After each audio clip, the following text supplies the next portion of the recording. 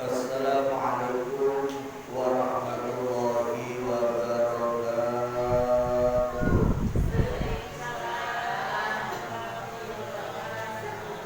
Ya Rabbi bil Mustafa tanil maqasidana wa antir lana ya wasi'al karami ya Rabbi bil Mustafa tanil maqasidana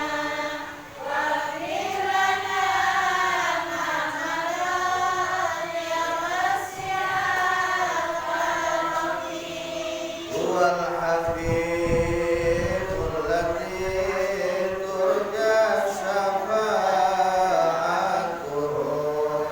likulli hawlin minal ahwali muqaddahimi ya Rabbi Mustafa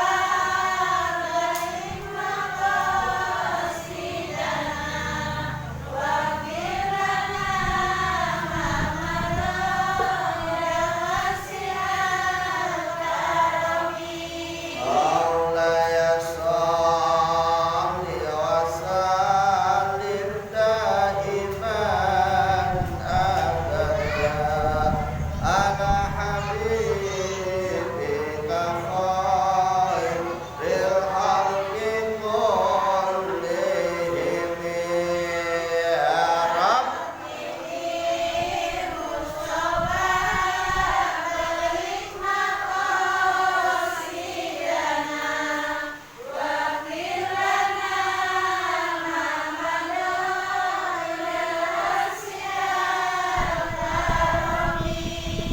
Bismillahirrahmanirrahim. Alhamdulillahirabbil alamin. Wassalatu wassalamu ala asrofil anbiya'i wal mursalin wa ala alihi wa ashabihi ajmain. Rabbi shrah li sadri wa yassir li amri wahlul 'uqdatam min lisani yafqahu qawli amma ba'du. Yang saya hormati para alim, para kiai, para asatidz, segenap tokoh masyarakat, wabil khusus ketua DKM Mushola Baitus Syukur dan ketua Majelis Taklim Baitus Syukur yang hadir pada malam hari ini, semua jamaahnya yang mudah-mudahan semuanya dirahmati Allah Subhanahu wa taala. Seperti biasa sebelum saya ngaji, saya selalu menghimbau, mengajak kepada para jamaah sekalian, mari kita bersama-sama selalu senantiasa berusaha untuk meningkatkan rasa syukur kita kepada Allah Subhanahu wa taala dengan memperbanyak mengucapkan kalimat alhamdulillahi rabbil alamin, yang mana sampai saat ini Allah Subhanahu wa taala masih melimpahkan beberapa rahmat, hidayah, taufik serta inayahnya kepada kita semuanya, sehingga kita semua dapat hadir di majelis ini, kita semua dapat menggerakkan anggota badan kita menuju majelis ini, kita semua dapat melangkahkan kaki kita menuju majelis ini dalam rangka bersama-sama menjalankan satu kewajiban dari Allah Subhanahu wa taala, yaitu thalabul ilmi. Mudah-mudahan amal baik kita, mudah-mudahan ibadah kita pada malam hari ini dicatat oleh Allah Subhanahu wa taala dan dimasukkan termasuk amal ibadah yang mendapatkan ridhonya Allah Subhanahu wa taala. Amin ya rabbal alamin.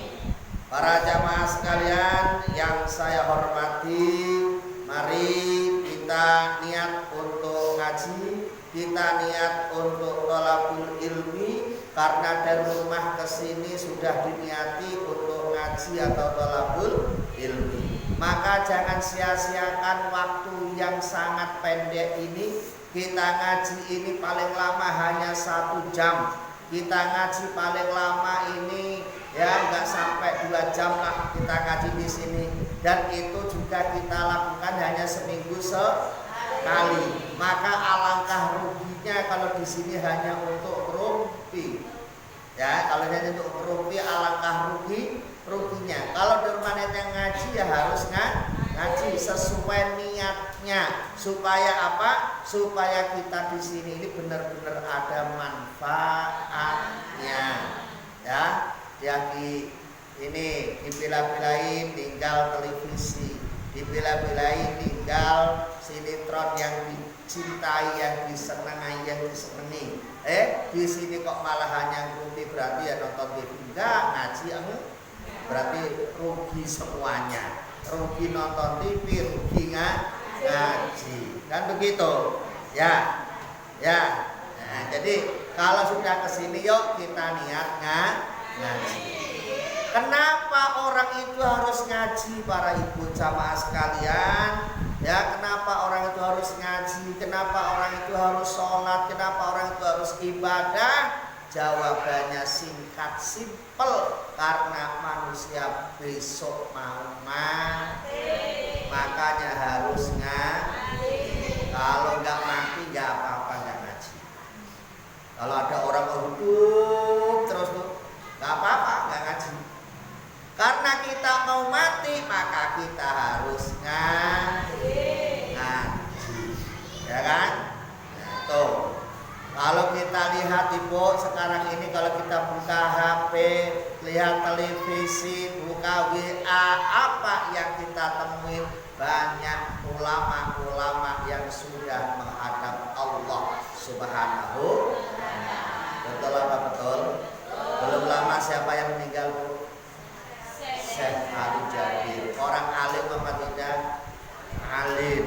Ya, ulama apa tidak? Ulama. Ya kan? Belum lama Syekh Ali Jabir. Sebelumnya belum lama lagi siapa lagi? Kiai Nur Muhammad Iskandar SI yang punya pondok pesantren Asidi. Iya, orang alim atau tidak? Alim. Ya. Belum lama lagi siapa lagi? Ya, banyak kiai-kiai kemarin yang Habib Abdurrahman, ya Habib Abdurrahman Bintang kemarin juga baru meninggal. Masya Allah. Ini orang-orang top, orang-orang alim, orang-orang istimewa. Ini semua sudah menghadap kepada Allah Subhanahu wa Ta'ala, sementara gantinya belum kelihatan. Ibu siap gak ganti? Sudah siap belum ganti? Belum, makanya ngaji aja. Kalau nggak siap ganti mas ngaji aja. Ya, boro-boro suruh ngajar, udah ngaji aja. Ini beliau sudah kembali kepada Allah. Ini tandanya apa? Tandanya bumi ini sudah ditinggalkan tiang-tiang. Karena tegaknya dunia ini salah satu faktor yang paling utama adalah ulama. Kata Rasul, qiwamud dunya bi arba'ati asya. Tegaknya dunia ini dengan 4 perkara. Ada berapa? Tegaknya dunia 4 perkara. Yang pertama adalah bi ilmil ulama. Yang pertama adalah dengan ilmunya para ulama. Ulama nomor 1, bukan pejabat. Yang nomor 1. Ya, tegaknya dunia ini pertama adalah gara-gara ilmunya para ulama. Artinya apa? Selama masih banyak ulama di negeri ini, maka Indonesia akan aman. Tetapi kalau dunia sudah tidak ada ulamanya, maka dunia tidak akan lama lagi akan runtuh. Makanya kalau di forum-forum pengajian begini, Ibu Bapak, kalau ada di MC atau jadi apa itu, kalau penghormatan yang dihormat pertama kiai dulu, jangan pejabat dulu, paling mentang-mentang ada lurah, ada camat, ada bupati yang saya hormati, bapak wali kota, baru yang suruh para kiai, wali namanya itu. Ya, makanya saya kan selalu kalau ngasih contoh, para alim, para kiai, para ulama yang saya hormati, itu baru para pejabat, jangan kebolak-balik bola. Itu bolak-balik pola. Kadang-kadang pejabatnya didahului. Yang pertama adalah ulama, karena mengacu pada hadis ini, mengacu pada sabda Rasulullah. Karena tegaknya dunia ini adalah pertama adalah ilmunya para ulama. Siapa ulama itu? Ulama adalah al-ulama warasatul anbiya. Ulama adalah pewarisnya para nabi. Siapa orangnya yang menghina ulama, maka dia sama aja menghina nabi. Kan gitu. Makanya kita ini hati-hati kalau bicara. Kadang-kadang komen saya sendiri, ulama dimaki-maki, kiai dicaci maki, seakan-akan dia lebih baik daripada kiai itu. Naudzubillah min. Hati ya Bu ya, kalau ada komen-komen tentang yang jelek-jelekin ulama, jelek-jelekin kiai, jangan ikut-ikutan. Ya, biarlah mereka itu urusannya dia. Kita nggak usah ikut-ikutan, karena ulama adalah pewarisnya para nabi. Al ulama warasatul anbiya. Yang kedua baru biadlil umara. Tegaknya dunia kedua dengan adilnya para pejabat. Baru nomor 2 pejabat tuh, bukan nomor 1. Makanya zaman dulu Bung Karno itu ya, kalau jadi presiden itu ketika Indonesia ini rusuh, maka yang ditemui siapa? Para kiai. Untuk mengusir para penjajah itu yang ditemui adalah para kiai. Kenapa? Para kiai punya santri, omongan kiai didengarkan santri. Makanya kiai menyerukan jihad, ya, revolusi jihad itu akhirnya pecahlah perang 10 November itu, arek-arek Surabaya dengan berjuang. Ya itu. Makanya ulama itu punya peran penting, jangan disepelekan. Tuh, yang kedua baru adilnya para pejabat. Pejabatnya adil, negaranya makmur. Pejabatnya nggak adil, negaranya hancur. Yang ketiga bisa khawatir dunia. Yang ketiga tegaknya dunia. Yang ketiga adalah dengan apa? Dengan dermawannya orang-orang kaya. Selama orang kaya masih peduli terhadap orang yang nggak punya, insya Allah negara ini aman. Tapi selama orang kaya sudah pelit, orang kaya tidak peduli sama orang yang tidak punya, ya artinya apa? Lolo gua, yang kaya makin kaya, yang miskin makin. Terjadilah ketimpangan, terjadilah kecemburuan sosial. Akhir negara ini tidak aman. Yang miskin melawan yang kaya, dengan nekat dia ziarah, dia merampas hartanya orang yang punya. Seperti kejadian tahun 98, ya, bakar-bakaran, kemudian uang jarah di toko Cina diambil. Kenapa? Karena nggak peduli lagi. Itu rusak. Selama orang kaya masih mau peduli, aman. Tapi orang kaya tidak peduli, hancur. Yang keempat, pilar yang keempat adalah bidak watil fuqara, doanya orang-orang yang fakir. Siapa orang fakir itu? Orang fakir adalah orang yang sangat butuh, itu namanya fakir. Ya, kita butuh harta, namanya fakir harta. Kita butuh ilmu, namanya fakir ilmu.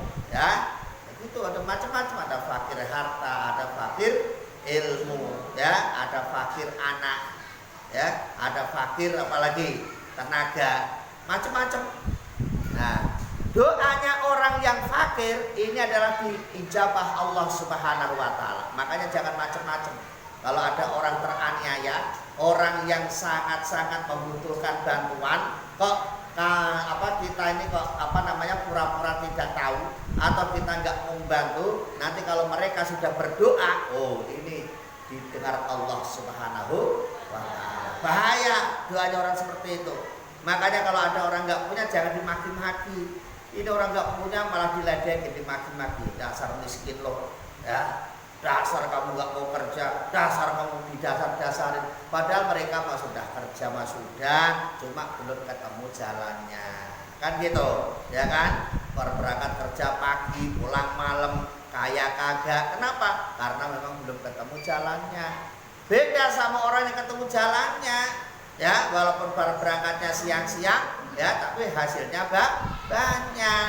Kenapa? Karena sudah ketemu jalannya. Makanya bersyukurlah orang yang sudah ketemu jalannya, ya. Kalau ketemu orang yang belum ketemu jalannya, ya harus kita bantu.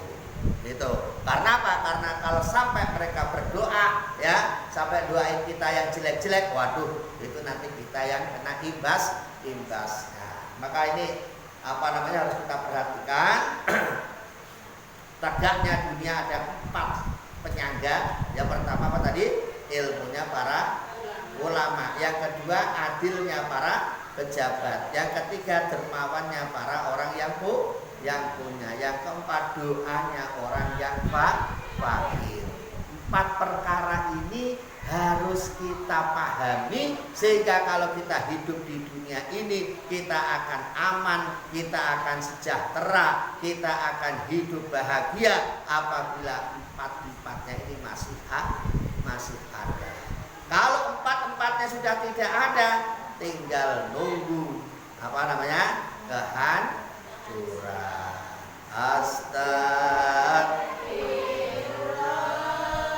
Rabbal astagfirullah minal astagfirullah rabbal astagfirullah minal khataya rabbi zidni ilman wa wafiqni amalan rabbi zidni ilman wa wafiqni amalan wa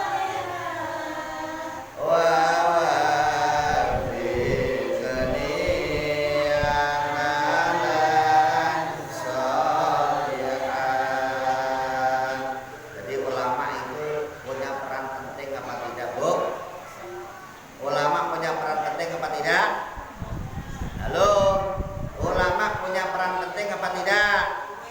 Punya, ya. Ulama itu kira-kira di dunia ini ada manfaatnya apa tidak? Banyak manfaatnya. Kalau begitu kita ini cinta ulama apa tidak? Cinta ulama, ya. Kalau kita sampai nggak cinta ulama, kita nggak ngikut ulama, berbahaya, ya. Kata Rasul, sayati zamanun ala ummati yafirruna minal ulama'i wal fuqaha'i.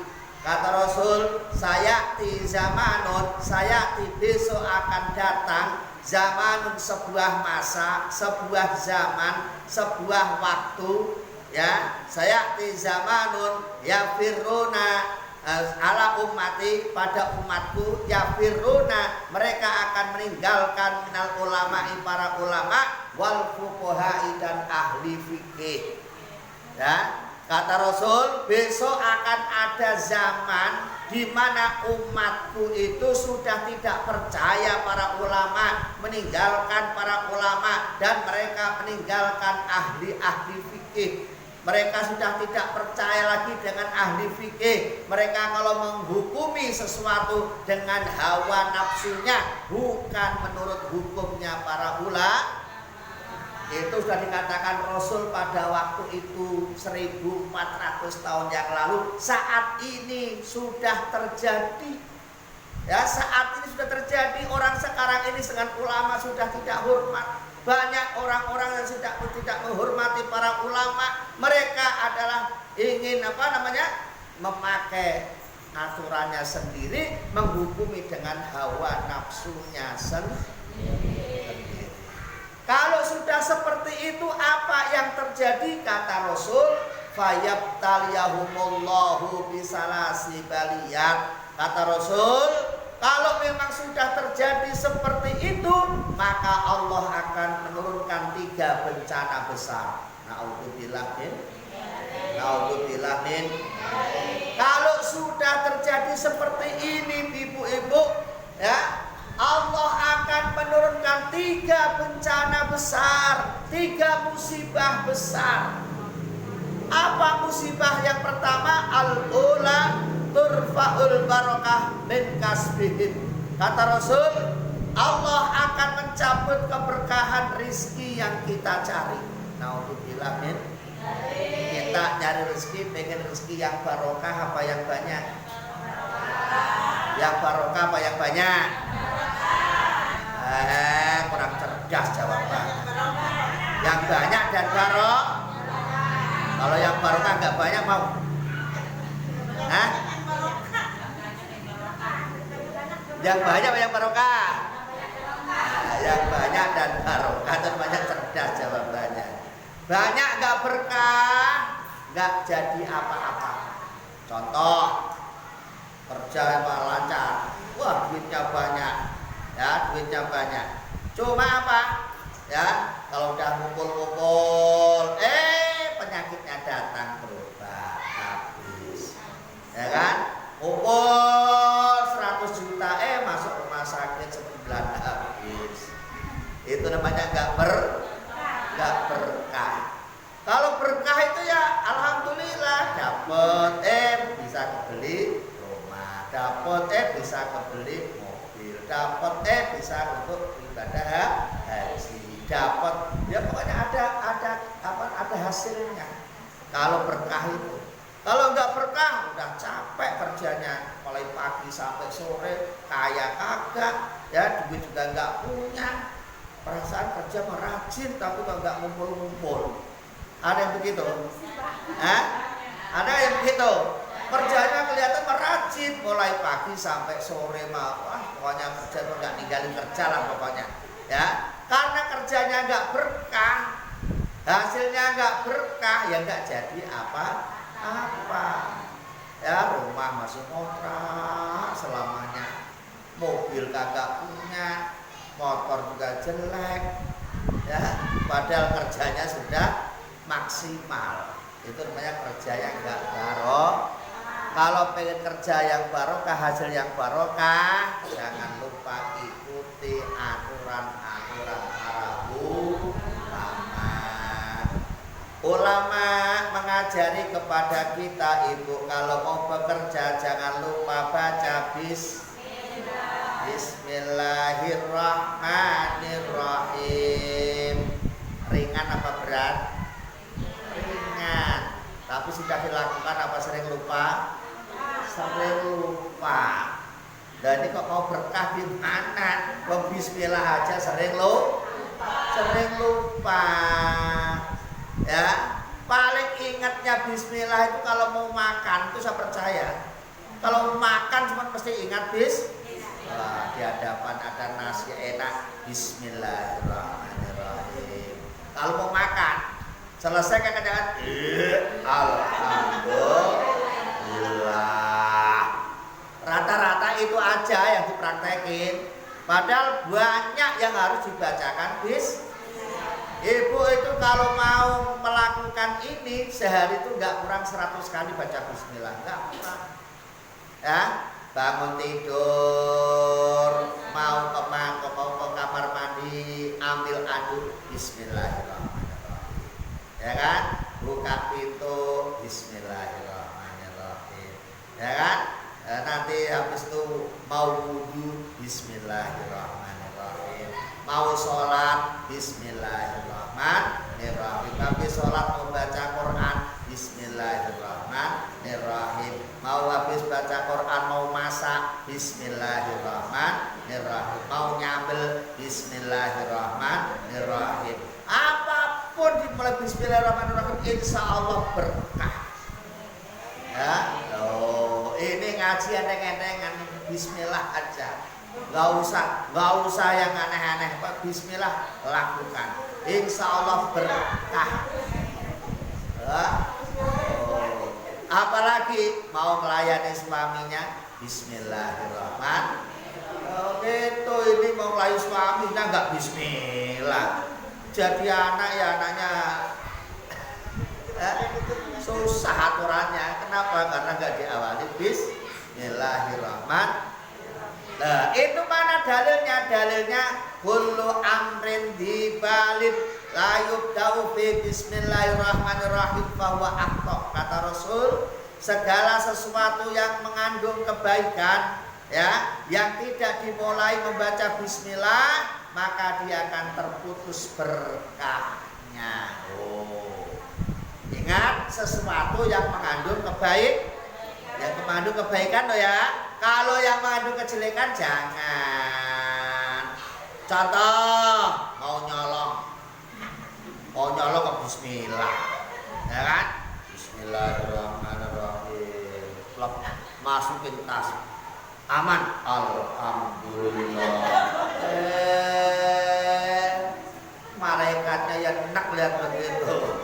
Itu yang bikin malaikat emosi. Wah, kamu kan kurang ajar ke Allah, diajak maling, ya kan? Mau maling kok baca bis, itu sama aja Allah diajak maling. Kan artinya kan dengan menyebut nama Allah, artinya kan Allah dibawa-bawa. Masa Allah dibawa maling? Ya nggak boleh. Ya, mau nonjok temen, bismillahirrahmanirrahim, ceprat, kok nggak boleh? Allah kok diajak berantem. Ya. Ini harus menempatkan sesuatu pada tempatnya. Jangan sampai kita nggak tahu tempatnya. Mau sholat takbir ya pakai Allahu Akbar. Ini demo kok pakai takbir. Allahu Akbar, Allahu Akbar. Allah diajak demo, masya Allah. Ya, jangan. Itu namanya tidak tahu tempatnya. Ya kita ya kalau nggak tahu asal ikut-ikutan. Allahu Akbar, Allahu Akbar. Allah diajak demo. Ya, Allah ya mau sholat kecil sholat. Ya jangan kok ditempatkan di tempat-tempat sembarang. Hormati nama Allah. Jadi itu kalau kita pengen berkah apa tadi? Ikuti anjuran para ulama. Karena yang disampaikan ulama ini adalah anjuran dari Rasulullah Sallallahu Alaihi Wasallam. Diawali dengan bismillah. Yang kedua, lakukan dengan jujur. Jangan suka membohong. Yang jadi pedagang yang jangan suka bohong. Ini bagus Pak, barangnya bagus. Ternyata yang atas dua yang bagus, bawahnya jelek. Nah, itu otak-otak pedagang. Ada begitu? Banyak lagi. Nah, itu yang nggak berkah itu begitu. Ya, kalau barangnya memang bagus bilang bagus, ya sedang bilang sedang, jelek ya bilang jelek. Semuanya kan ada harga. Ya, nimbang, ya timbangnya dikurangi. Ya, sekilo di depan pembelinya sekilo ternyata hanya 8 on, 9 on dikurangi. Ya, kalau seperti itu juga namanya nipu. Wailul lil mutaffifin alladzina idza talu 'alan nasi yastawfun. Ya, wailul lil mutaffifin, neraka wel bagi orang yang suka bermain-main tipu. Ya, bagi orang yang suka nipu-nipu itu tempatnya neraka wel. Siapa itu? Alladzina idza talu 'alan nasi yastawfun, yaitu orang-orang yang mengurangi timbangan. Awas. Nih, yang pedagang, yang pegawai suka korupsi. Ya, pegawai suka korupsi. Ya, ini macam-macam. Nah, kalau sudah begitu tidak akan berkah. Ya, maka ini kalau kita pengen berkah, usahakan ikuti anjuran-anjuran para ulama. Jangan kok malah melawan ulama. Jangan kok malah kita ini berani sama ulama. Ulama itu yang membimbing kita kok. Ulama itu yang memberikan pendidikan kepada kita kok malah dilawan. Gimana? Negara pengen aman apa enggak? Kalau pengen aman ya hormati para ulama. Kalau sampai kita ninggalin ulama, tidak memakai hukum-hukum ulama, maka Allah akan mencabut apa?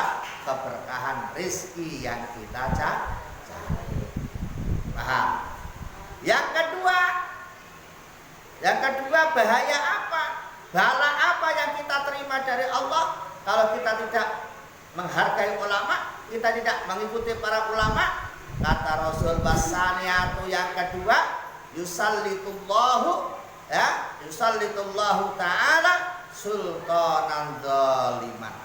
Ya, Allah akan mengirim pejabat-pejabat yang zalim. Allah akan menjadikan pejabat-pejabat di negara ini dengan pejabat-pejabat yang zalim. Pejabat yang zalim adalah pejabat yang tidak berpihak pada rakyat. Yang tidak berpihak pada rakyat. Dia hanya memikirkan dirinya sendiri. Itu namanya pejabat yang zalim. Coba kalau pejabatnya iman, coba kalau pejabatnya itu benar-benar ngerti agama Islam, gak bakalan zalim. Karena apa? Karena di dalam Islam ada yang namanya sholat. Sholat itu ada yang namanya sujud. Sujud itu antara kepala sama kaki jadi satu di bawah. Artinya apa? Hei manusia, suatu saat kau jadi atasan. Ini atasan harus ingat sama bawahan. Suatu saat kau jadi pejabat, ini pejabat harus ingat sama rakyat. Suatu saat kau jadi orang kaya, harus ingat sama ya. Suatu saat kau jadi orang yang kuat, harus ingat sama yang lemah. Suatu saat kau jadi orang yang sehat, harus ingat sama ya. Suatu saat kau jadi orang yang hidup, harus ingat sama ya. Coba kalau itu dipraktekkan dalam kehidupan sehari-hari, negara kita gimana kira-kira? Hidupnya gimana? Aman, damai, makmur, sejahtera. Betul. Itu baru sujud. Belum nanti kalau saya bakal takbiratul ihram ya sampai salam. Itu semuanya adalah mengarahkan kita, membentuk karakter kita supaya manusia punya karakter yang baik sehingga kita jadi kuntum khairu ummah, jadi umat yang terbaik. Umat yang terbaik adalah yang bermanfaat bagi orang lain. Orang yang dikatakan orang sukses ini adalah orang yang bisa mensukseskan orang lain. Itu baru sukses. Ada orang kaya nih, tapi sendirian, itu namanya belum sukses. Ya, ada orang kaya tapi dia kaya sendiri. Satu RT ini yang paling kaya dia, yang lainnya miskin semua. Itu orang itu nggak sukses namanya. Belum dikatakan orang sukses. Karena yang dikatakan orang sukses adalah orang yang bisa mensukseskan orang lain. Makanya di dalam Islam itu ada yang namanya zakat. Zakat ini tujuannya untuk mengentaskan kemiskinan. Ya kan? Nah, di satu RT ini berapa yang miskin? Satu. Ya, semuanya harus zakat dikasih satu orang itu. Nih, pakai modal. Ya, saat ini dia dizakati, tahun depan dia sudah ngeluarin zakat karena dia sudah tidak miskin lagi. Itu namanya sukses. Ya, bukan kok terus kalau penting saya sukses yang lainnya biarin sengsara nggak apa-apa. Nggak sukses, nggak bermanfaat namanya begitu. Islam tidak mengajari seperti itu. Islam mengajari sukses bersama. Tidak yang kaya makin kaya, yang miskin makin. Tidak seperti itu ajaran orang Islam itu, Bu. Jadi kalau ibu makan kenyang, sementara tetangganya lapar, ya dibiarin, ya. Itu walaupun ibu sholat tahajudnya tiap malam sampai subuh nggak ada gunanya, karena tetangga masih kelak. Udah pernah mikirin sampai situ belum? Belum. Udah pernah mikir sampai ke situ belum kira-kira itu? Ya, Walaupun kita ini tahajudnya sampai subuh berapa rakaat tuh, 100 rakaat atau 200 rakaat, tapi melihat tetangganya masih kelaparan, sedangkan ibu sudah merasa kenyang, ini bisa dikatakan sholatnya belum ada apa-apanya. Karena ibu masih punya sifat pelit, masih punya sifat kikir, masih punya sifat bakhil. Ya, ini nggak boleh dalam Islam, nggak boleh. Nih, makanya kalau ada makanan, nah, ini kok ada kue udah dapat belum masukin tas di rumah. Ya, dapat belum. Belum apa sih makan banyak-banyak? Belum nanti gak dimakan loh sampai di rumah. Ya, saya yakin tuh kalau bawa makan di rumah enggak, belum tentu dimakan. Bawanya mas seneng, makannya kagak. Itu namanya menghambat tugas makanan. Makanan tugas ini, itu makan tugas itu bu, makanan tuh. Ya kalau nggak dimakan-makan itu masih tunggu kapan tugas saya selesai, nggak selesai tugas saya. Wah, karena nggak dimakan kan nggak jadi tugas. Kalau nggak jadi tugas kan, ibaratnya orang itu nggak sukses, nggak dapat pahala dia. Bang ini makanan dalam pengajian sebagai saksi, lah nggak dimakan dibuang kan sayang. Oh, makanya saya kadang-kadang kalau dibawain makanan banyak-banyak takut nggak makan. Tapi kadang-kadang kalau ditolak nanti pikirin saya sombong, kan? Ini, ya. Jadi awas kalau rezeki kita nggak berkah, kita yang kalau kita nggak ikut para ulama, kita akan dipimpin orang yang zalim. Naudzubillah min. Bahaya yang ketiga yang paling besar, bahaya yang ketiga yang kedua salah satu, yakhrujuna minad dunya bi ghairi imanin. Kata Rasul, yakhruju minad dunya, kita akan keluar dari dunia bi ghairi imanin, tanpa membawa keluar dari dunia alias mati. Apa? Keluar dari dunia alias mati. Mati tanpa membawa yang disebut su'ul khotimah, mati yang jelek. Naudzubillah min. Kita pengen su'ul khotimah apa husnul khotimah? Husnul khotimah apa su'ul khotimah? Husnul khotimah berarti normal. Alhamdulillah. Kalau pengen husnul khotimah ya ayo berusaha, jangan pengen doang. Saya pengen beli mobil, pengen doang, nggak ke dealer-dealer, ya nggak ke showroom, ya nggak punya lah, nggak sampai sana. Kalau pengen ya ayo usaha supaya kita tercapai cita-cita gitu. Dengan cara apa? Kata Rasul, mangkana fi akhiri kalamihi la ilaha illallah dakhalal jannah. Orang yang mati husnul khotimah ini ciri-cirinya dia bisa mengucapkan kalimat la ilaha illallah. Siapa orangnya yang di akhir hayatnya kok bisa mengucapkan kalimat la ilaha illallah? Kata Rasul, dakhalal, dia akan masuk surga. Alhamdulillah. La ilaha illallah, la ilaha illallah, la ilaha illallah, Muhammadur Rasulullah, la ilaha illallah, la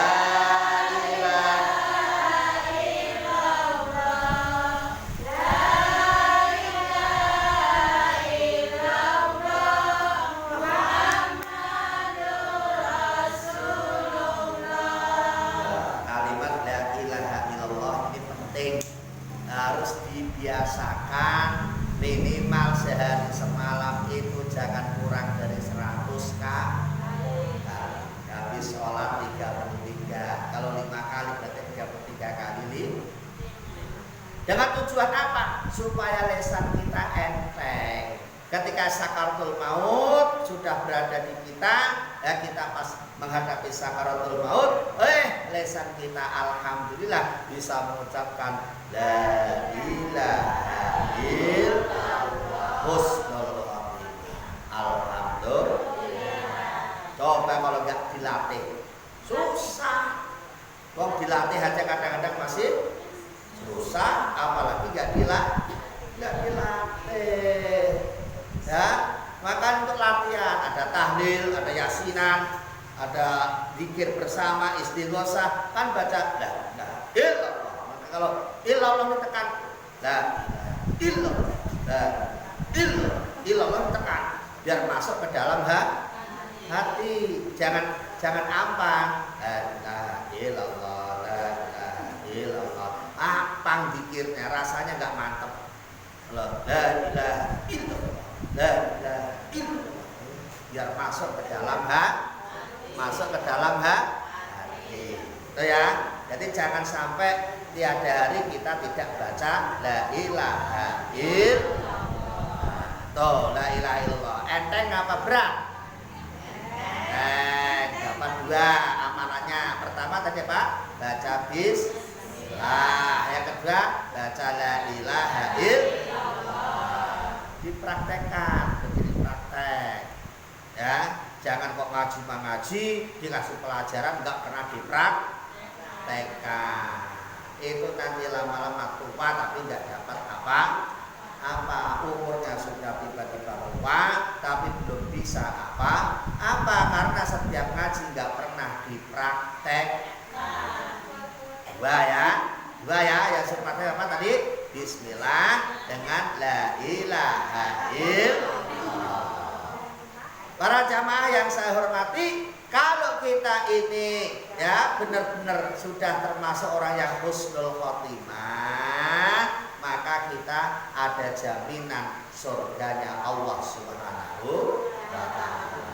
Karena ditanya ini Bu, kalau ditanya pengen surga apa neraka? Surga apa neraka?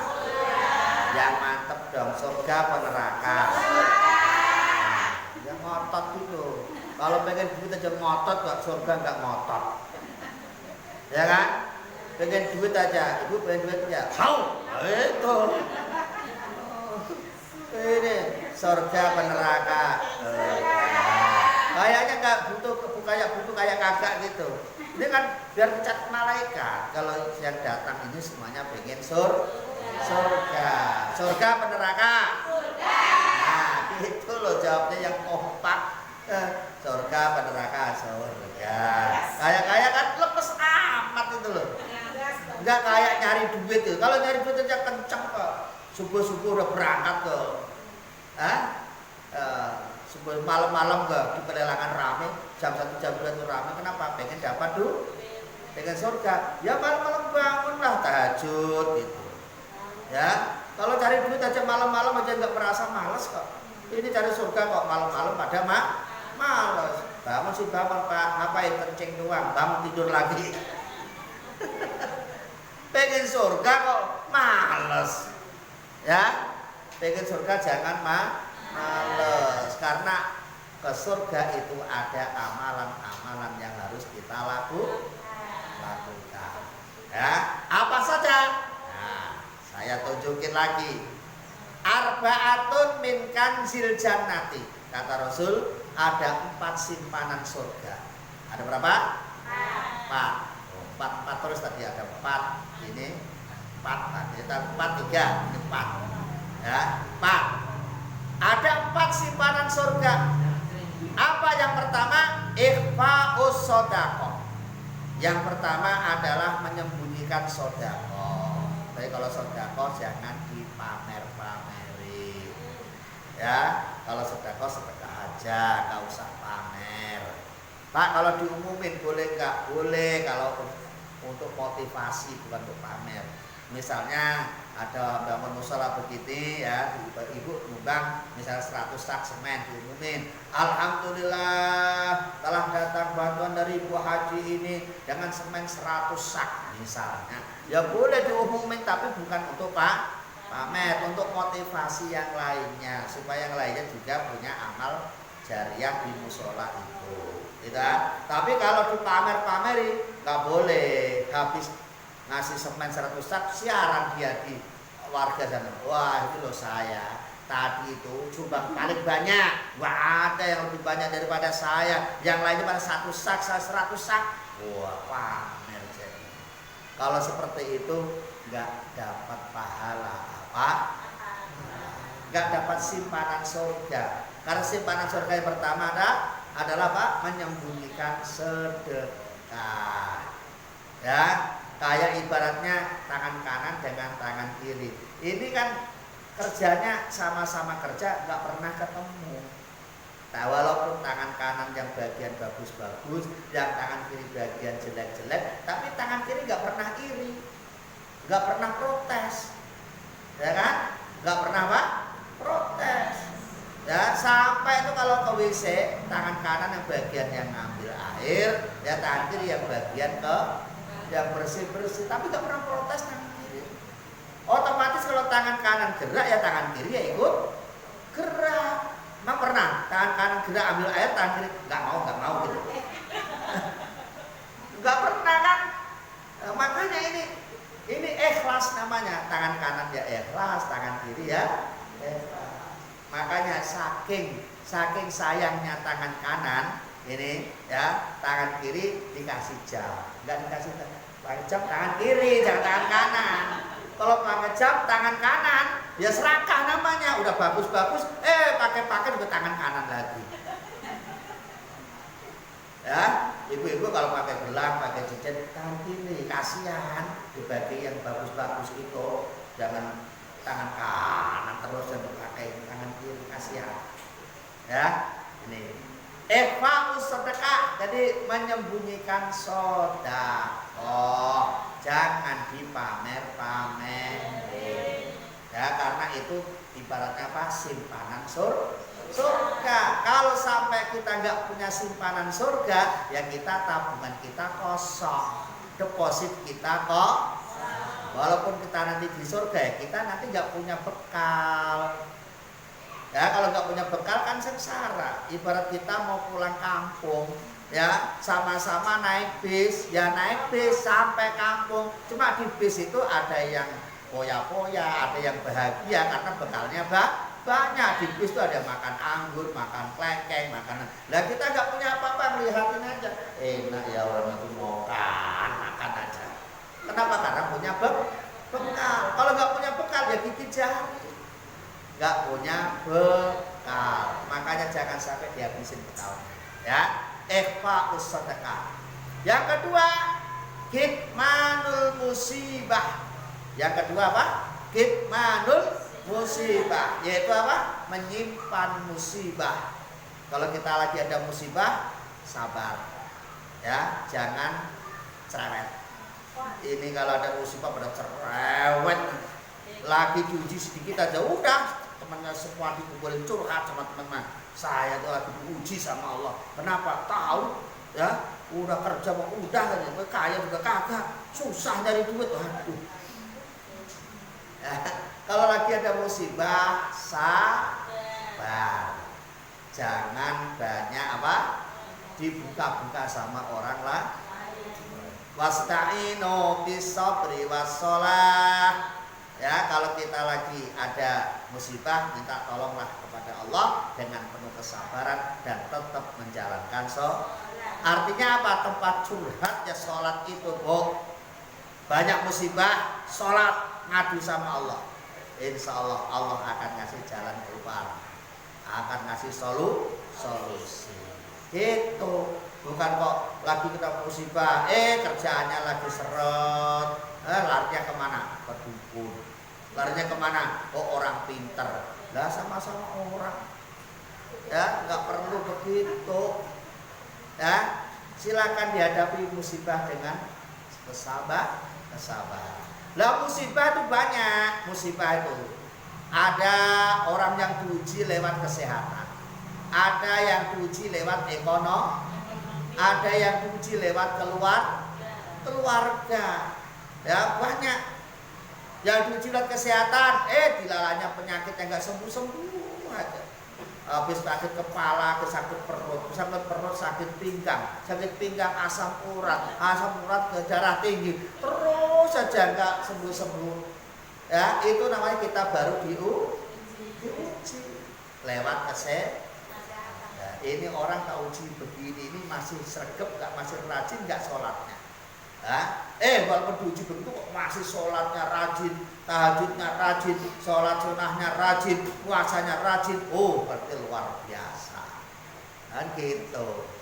Makanya dulu ada nabi yang diuji oleh Allah, ada yang penyakitan terus kan ada itu. Ya, tapi tetap masih taat sama Allah.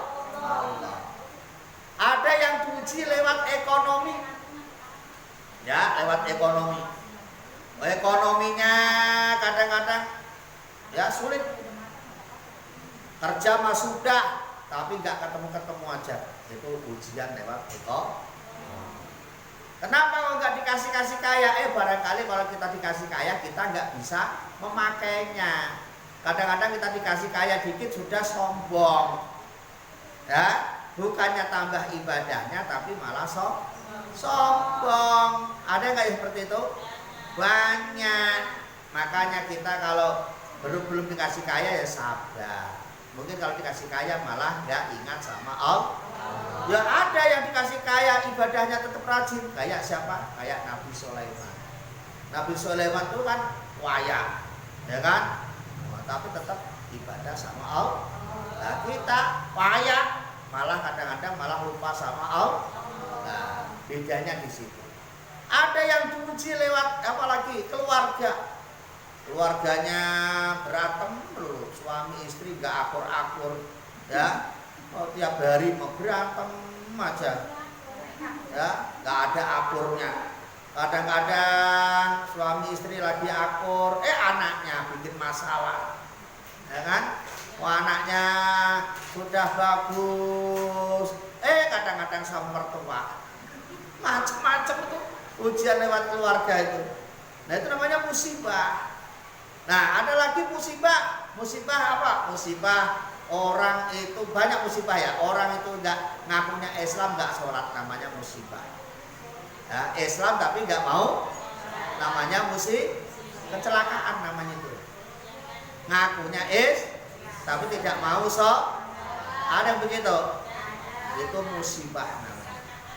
Ngakunya tidak mau musibah. Ya, termasuk musibah lagi ngaji nggak mau mengamalkan ilmunya, musibah itu. Dikasih amalan bismillah sama Pak, la ilaha illallah, nggak ada yang ngamalin, musibah, kecelakaan namanya itu. Pak, kalau itu nggak usah ngaji, tambah musibah, tambah berat. Ya. Ada lagi musibah, punya hafalan Quran tapi dia itu lupa. Ya, sudah tahu tuh Yasin hafal, nggak pernah diteres, nggak pernah dibaca, lupa, musibah namanya. Banyak musibah-musibah ini. Nah, musibah-musibah yang besar itu adalah kalau kita kehilangan iman. Ya, nah ini Ibu, kalau kita lagi diuji Allah, ya jangan banyak bicara kepada orang lain, jangan ditunjuk-tunjukkan kepada orang lain. Silahkan introspeksi dirinya sendiri. Kenapa kok Allah memberikan saya seperti ini? Mungkin saya masih banyak salah sama Allah. Maka banyak-banyaklah istighfar kepada Allah Subhanahu. Simpanan surga yang ketiga adalah wasilaturrahim, yaitu banyak-banyak silaturahim. Ya, nah, walaupun kita di Jakarta sempatkan jangan lo gua, ya, lo bukan gua bukan lo, maka urusan lo bukan urusan gua, bukan urusan. Waduh, kalau udah begitu mah repot. Ya, kalau udah begitu akhirnya kita nggak punya saudara, kayak kita bisa hidup sendiri aja. Kita ini butuh bantuan orang lain. Jangan sampai kita ini nggak mikirin nasib orang lain. Maka harus jalin silaturahmi. silaturahim. Jaminannya apa silaturahim itu? Jaminannya dua. Yang satu mempermudah jalannya rezeki, yang kedua bisa memanjangkan umur. Itu jaminan silaturahim. Orang kalau rajin silaturahim, insya Allah rezekinya lancar. Kalau rezekinya seret, berarti jarang silaturahim. Kan gitu. Makanya kayak zaman sekarang ini kok malah nggak boleh silaturahim. Di rumah aja karena corona. Atau kita mah menghambat silaturahim begitu. Silaturahim tetap jalan, tapi dengan sistem jaga jarak nggak apa-apa. Walaupun ngomongnya jauh-jauh begini, tapi kan tetap ketemu sama temennya. Ya, jangan kok malah nggak mau silaturahim. Gitu. Yang keempat, jaminan surga, simpanan surga yang keempat adalah wa qaulu la haula wala quwata illa billah, yaitu zikir kalimat la haula wala quwata illa billahil aliyyil. Amalan tambah 1 3. La haula wala quwata illa billahil aliyyil, setiap hari 100 kali. Ya. Kenapa harus pakai la haula? Karena kita harus sadar. Ya, la haula itu artinya tiada daya, tiada upaya kecuali ya, dari Allah Subhanahu. Semua itu pertolongan Allah. Kita bisa datang ke sini karena ditolong Allah. Kalau nggak dapat pertolongan Allah, bisa datang ke sini nggak? Enggak. Jangan sombong. Enggak Pak, saya ke situ berkat saya sendiri, nggak ada yang nolong, saya jalan-jalan sendiri kok, nggak ada yang gendong. Sampai bisa jalan itu gara-gara dapat pertolongan. Coba kalau kakinya nggak mau ke sini, bisa ke sini nggak? Udah rapi pakai kerudung, gitu kan? Udah mau pergi ke musola, tiba-tiba perutnya mules, ya kan? Nggak jadi ke musola. Kenapa? Nggak dapat pertolongan Allah, ya kan? Udah pakai kerudung rapi, baru melangkah di rumah kepleset, jeprat jatuh, kakinya sakit, nggak jadi ke musola, itu nggak dapat pertolongan Allah. Makanya jangan sombong, semuanya itu berkat pertolongan Allah. Supaya dapat pertolongan Allah, banyak-banyaklah baca la haula wala quwata illa billahil aliyyil. Paham? Paham? Bacanya kapan Pak? Terserah. Lebih baik nih kalau mau bagus ya habis subuh. Besok itu la haula wala quwata illa billahil aliyyil azim. La haula wala quwata illa billahil aliyyil azim. Kemudian tasbih, seputaran tasbih kan 100 tuh selesai. Ya, 2 enggak lama ya. Ya, baca tadi itu lah illallah berapa kali? 100 kali kalau bisa, ya kan? Nah, terus la haula wala quwata illa billahil azim 100 kali. Dicicil boleh enggak Pak? Boleh. Cicilnya bagaimana? Habis subuh 20, habis zuhur 20, habis asar 20, habis maghrib 20, habis isya 20, jumlah 100. Itu mah ibadahnya tukang kredit. Ibadahnya tukang kredit, suka nyanyi scale, enggak apa. Kalau maghrib nggak bayar, habis isya double, kan gitu. Ya, duhur, asar nggak bayar, maghrib nggak bayar, ya habis isya double.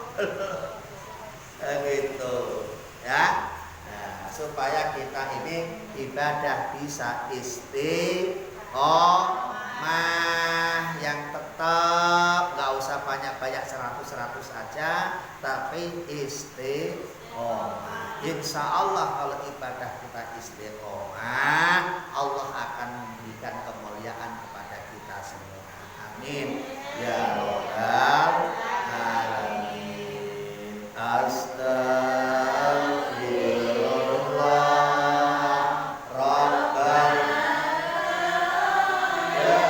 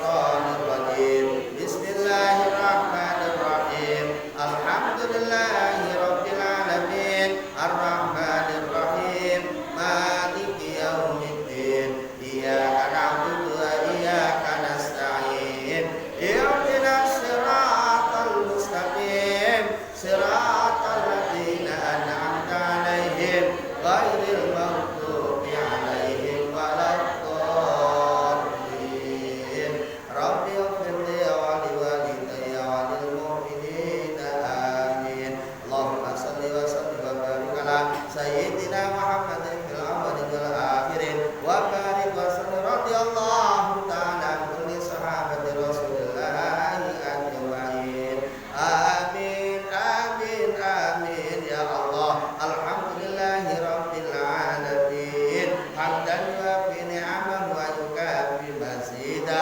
Ya Rabbana lakal hamdu kama yanbaghi li jalali wajhikal karim wa 'azimi sultanik.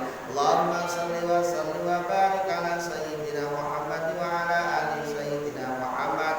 Allahumma ighfir lana wa liwalidina wa limasyayikhina wa li jami'il muslimin wal muslimat wal mu'minin wal mu'minat al ahya'i minhum wal amwat innaka ala kulli syai'in qadir.